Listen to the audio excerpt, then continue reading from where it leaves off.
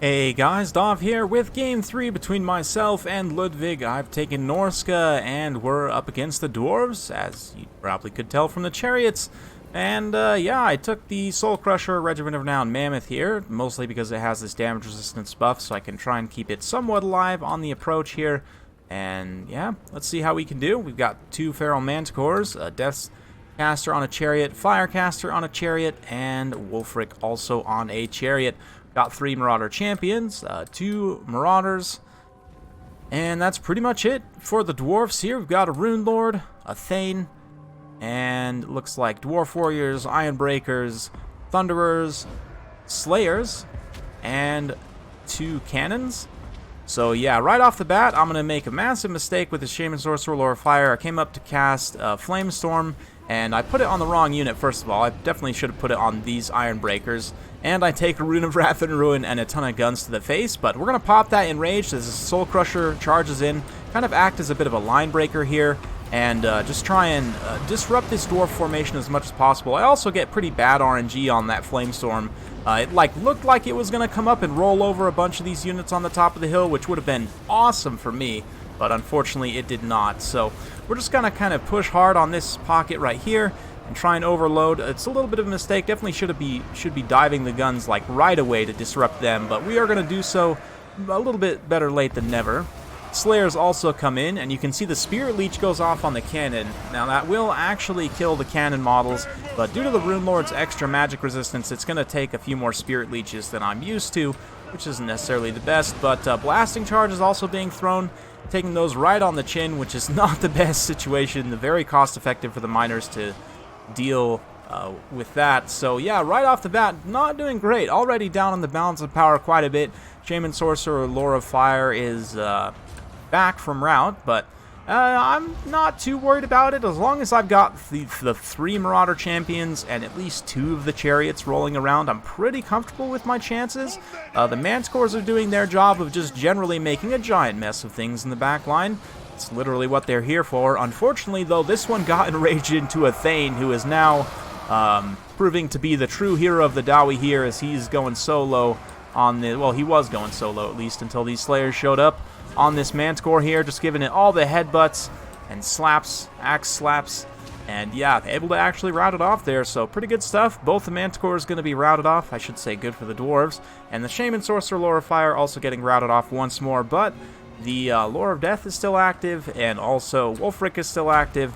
We get another proc of the Enrage on the Soul Crusher as it comes back from rout again. So, yeah, so far so good. Champs here fighting in a column formation against Ironbreakers is very inefficient, but we did manage to get some Marauders up and around the flanks here and take down one cannon. Fighting Slayers with Marauders is very cost effective for me, so I'll take that engagement all day. Soul Crusher finally gets in, gets one pretty decent charge and attack. Maybe? Attack? Ah, there we go. One good splash attack on those Ironbreakers there, doing a little bit of damage. But the guns up on the high ground, going to be a little bit too much.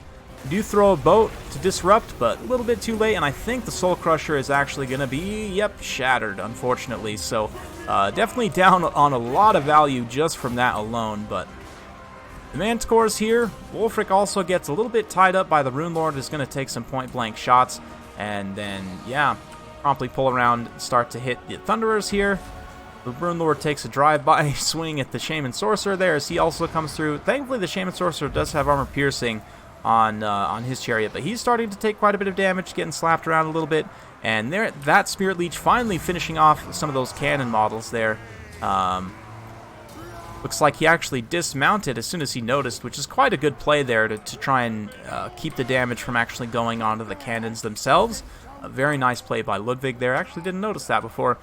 Champions, though, still grinding, and this is the thing, like I was saying, as long as I still have a few champions, Dwarfs, if I can take out their ranged units, they have such low offensive melee stats, the champions will be able to just kind of hold for a while. They may not necessarily win. Very RNG dependent, in fact. When 2 units with low attack and high defense are fighting, it's extremely RNG dependent. But champions actually have a pretty good amount of attack, so they can maybe get some hits in. Probably not against the Ironbreakers, but definitely against the Miners and the Dwarf Warriors and like Thunderers and such. So as long as I've got the champions and Wulfric, I'm still relatively comfortable. I mean, considering how long I've been down in the balance of power, We still managed to take this thing to 5 minutes, so that's pretty good. But the Rune Lord is definitely an issue. His armor is going to be pretty significant. 180 armor with that Rune of Oath and Steel. Master Rune of Oath and Steel, though. So, yeah. The Thane also up to 180 armor, but just, again, I need to try and take out the guns if I can. And from there, it's just a matter of cycle charging everything else down. The champions here, this unit of champions is very healthy. They've just about got an XP chevron as well. So they're going to kind of saturate that Rune Lord there and try and keep, like, this cannon crew available. The Marauders come in to take out the cannon there. Wulfric fighting, and still over on the low ground, the saga of the champions fighting these Ironbreakers. This is what I mean when it's very RNG dependent. This fight will take about 10 years, and it will go either way, honestly, depending on kind of how the attacks play out. And if you could just get a few really lucky rolls and then start to steamroll it. But here, getting attacked, rear attacked by a handful of Slayers will kind of help swing that a little bit in the Ironbreakers' direction. I also think that just due to Ironbreaker's armor, they would eventually win out, but again, that's going to take like 10 years. Ain't nobody got time for that. Certainly not Wulfric on his chariot, who is gleefully rolling down the hill. Nice drive-by bop on the Dwarves there. Got a few Marauders coming back. And promptly fleeing again. Nope, they are coming back. Getting a nice rear charge there on those Ironbreakers.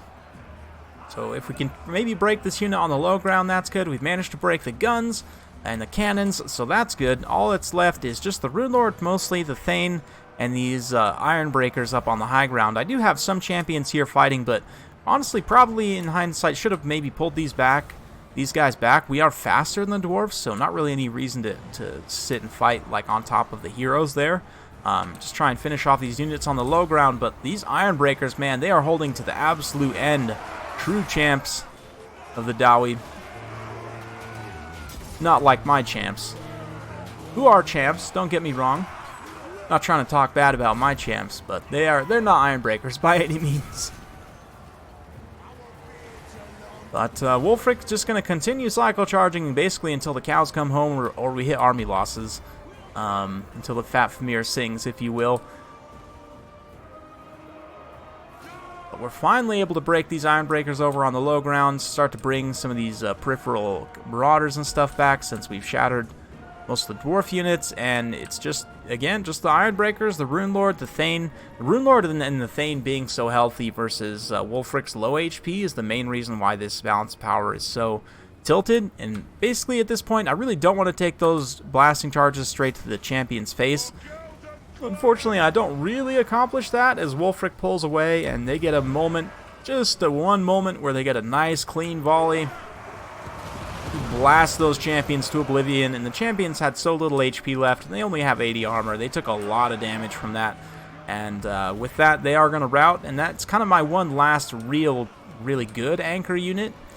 The rest is just chaff Marauders. I don't have any other champions left, so we're going to fast forward through this endgame as, yeah, the Marauders come back. Wulfric continues to try and do his best to cycle charge here, but that Master Rune of Negation, the Rune of Oath and Steel and everything, and just the heroes, the Thane and the Rune Lord, are too much for Wulfric on his chariot. So, very, very close game and extremely close series, I have to say. I had a great time.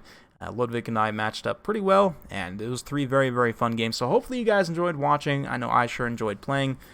Big thanks once again to Hamster, Thankful, Ludwig, everyone for having me. It's been a grand old time. Definitely had a great time. In terms of the army breakdown here, Soul Crusher, obviously, I ended up being way too aggressive with it.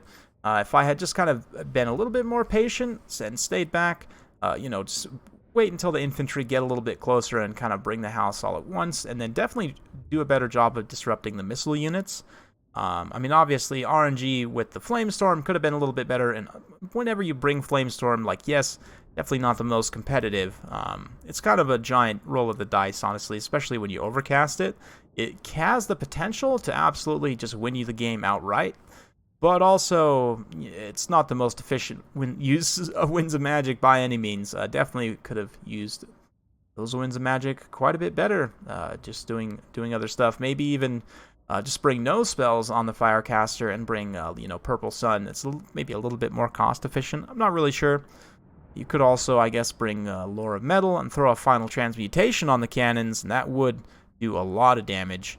And even if the crew dismounts, the crew themselves will still take quite a bit of HP damage there, so that would be an interesting one. Definitely be an interesting one. Maybe I would take a Metal Sorcerer instead of the fire, but Flamestorm is just so much fun, you know.